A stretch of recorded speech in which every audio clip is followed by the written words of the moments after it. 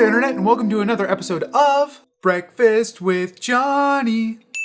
And it's a momentous day in Breakfast with Johnny history because this is officially the first episode whereupon I have had too many things for breakfast for me to handle at one time, which honestly I'm going to say feels like an appropriate metaphor for my life in general at the moment. Haha.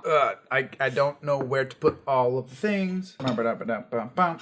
We got the usual standbys: banana with peanut butter, cereal, coffee, but we're also adding half of a scone and an oatmeal chocolate chip cookie to it because why the heck not? I'm married now. Mostly today, I just wanted to talk about the whole process of my knee surgery and subsequent recovery because I realized I haven't really talked about it much, if at all, on this channel. I think I mentioned like one time that I was gonna have knee surgery, and that was 2 months ago, which is crazy to me. Yes, it's been officially, as of a couple days ago, 2 months ago since I had surgery. 2 months ago that I had surgery. 2 months ago that I had surgery. Yes. Now, to catch you guys up to speed, I was told before the surgery that we'd probably be looking at 4 to 6 weeks of recovery, which in my head at that time was a long time. Still in my head right now seems sort of like a long time. But you'll probably think 4 to 6 weeks is fewer than 8 months. Nope. 4 to 6 weeks is fewer than 8 weeks, i.e. 2 months. So why the heck do I still have this thing on my knee / why am I still in recovery? Well, I don't really know. See, initially after my surgery, when I started physical therapy and all that, my recovery went great. I got back flexibility and extension and strength really quickly. I was super happy about it. I got off crutches pretty stinking fast and I was like, all right, this is gonna be awesome. I'm gonna be ready to go in 4 weeks or maybe 6 weeks at the max, and I'm gonna be back to my daily, regular old self. But despite all the rest of that recovery, one obstacle has continued to stand in my way and really has not improved in at least 3 weeks, and that is the swelling around my left kneecap. Obviously, post-surgery, you're gonna have swelling. That's like sort of the name of the game, and they do various things: rest, ice, compression, elevation, to get rid of that dang swelling. Well, I've been doing all those things,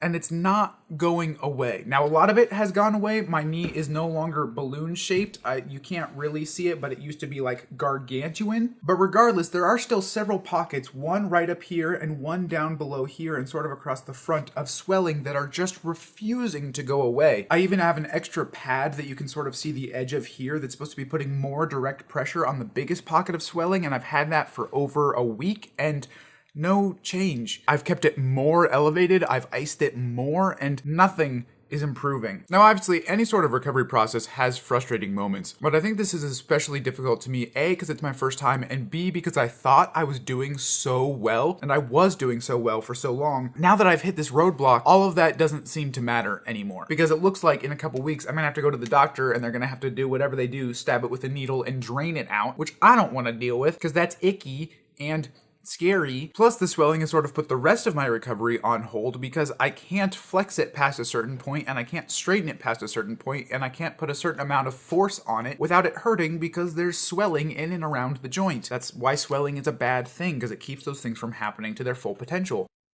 So I guess I just kind of feel stuck right now, stuck in this weird post-surgery limbo of not being totally bedridden and having a good excuse not to do anything, but also not really being able to ignore my recovery and just go about my daily life. So I'm constantly worrying, oh, I should be resting more, or I should be doing my exercises more in hopes that those might help something, or I should be sitting down on my butt with my leg up more, but when I do that, I feel guilty because I can do some things, and I feel bad that I'm not helping Allie around the house or with the dog. I've definitely been a little bit less productive at work because it's really awkward to sit with my leg up at a computer and work, so I felt guilty about that, so I've put it down, but then I feel guilty about not resting it and keeping it elevated, so I put it back up and put the ice bag on it. It's just, I had no idea there were so many potential frustrations, and they're potentially frustrating. That's redundant, but I don't care. Add to that at least 2 frustrating issues that I'm currently working through with our insurance and having to owe more money than we should have to owe, and then looking forward to Allie's second surgery in November / December, and it's a stressful time. And I haven't even talked about the dog.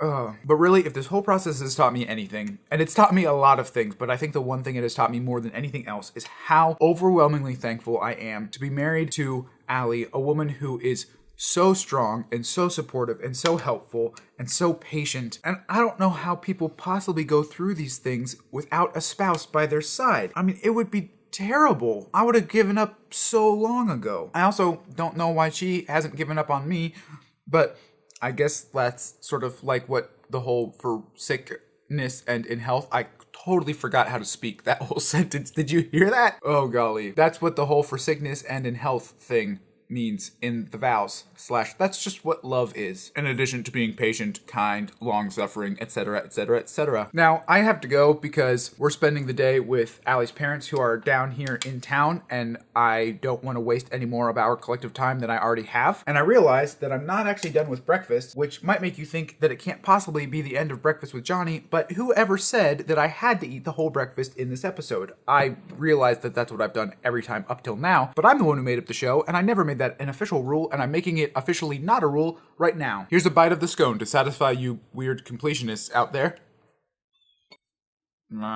See you guys next week. Deuces.